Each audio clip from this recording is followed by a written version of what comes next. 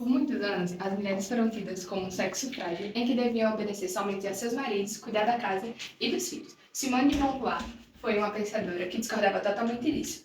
Ela defendia o existencialismo, o amor livre e as mulheres. Mas, primeiramente, quem foi Simone de Beauvoir? Nascida na França em 9 de janeiro de 1908, ela cresceu em um lar católico e estudou em escola católica, mas na adolescência se converteu ao ateísmo. Ela foi professora de filosofia, mas também formada em matemática, literatura e latim. Quando, em 1943, ela largou tudo para se dedicar somente à escrita de seus livros e seus textos. Boa noite. Me desculpe a pergunta, mas o que a senhora, como você, faz aqui neste local? Oi, você está falando comigo? Mas é claro, por que você estaria falando com uma mulher neste ambiente? Eu estou só bebendo uma taça de vinho, igual o senhor está fazendo. Mas seu marido, seu filho, a senhora sabe que este local não é apropriado para mulheres.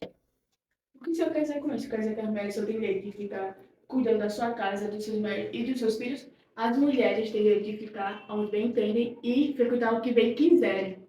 Vocês devem estar se perguntando, e quem é este homem? Este homem é ninguém mais, ninguém menos do que Frederic Nietzsche.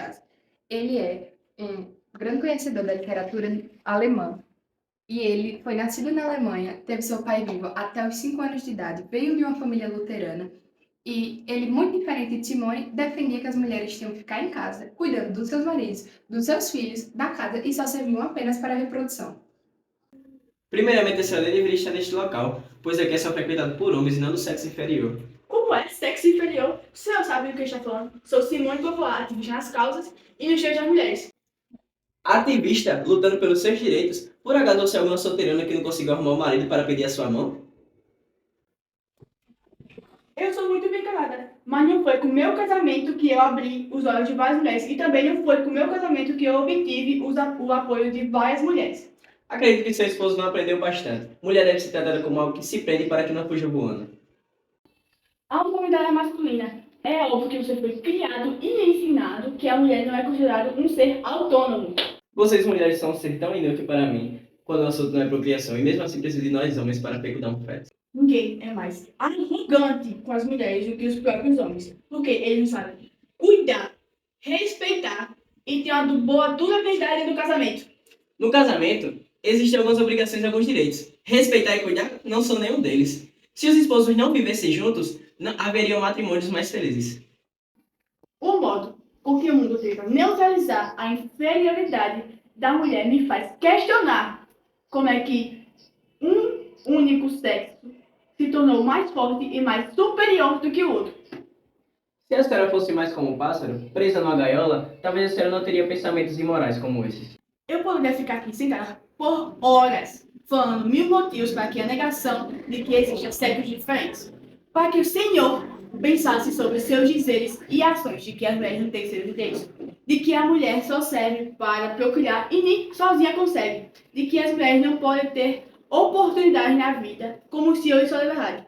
Eu clamo por liberdade dos meus direitos, para que um dia meus esforços sejam meramente reconhecidos, para que tudo isso que eu acredito não seja se tornar em vão.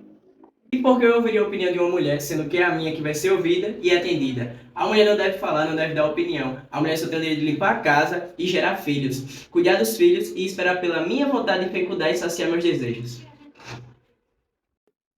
A mulher, desde pequena, é ensinada a satisfazer as necessidades do homem.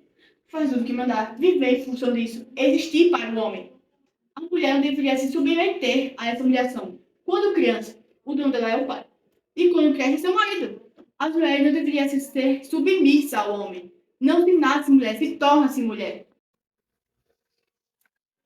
A mulher deve sim ser submissa ao homem e fazer tudo o que ele quiser. A mulher que não aceita minhas opiniões, não satisfaz os meus desejos carnais, não faz o que eu mandar, não deveria nem existir mulher, se for assim.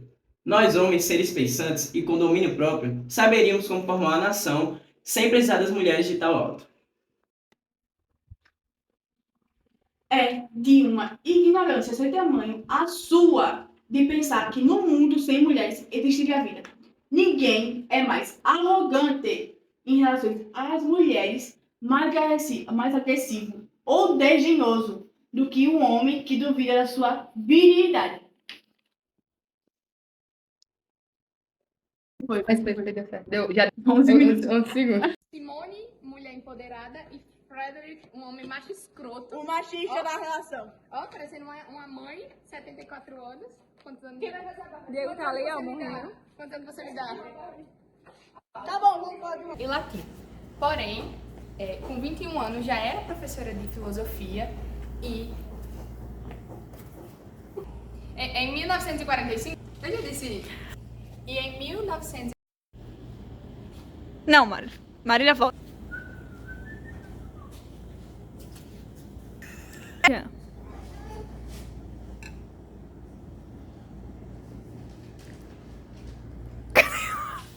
E já.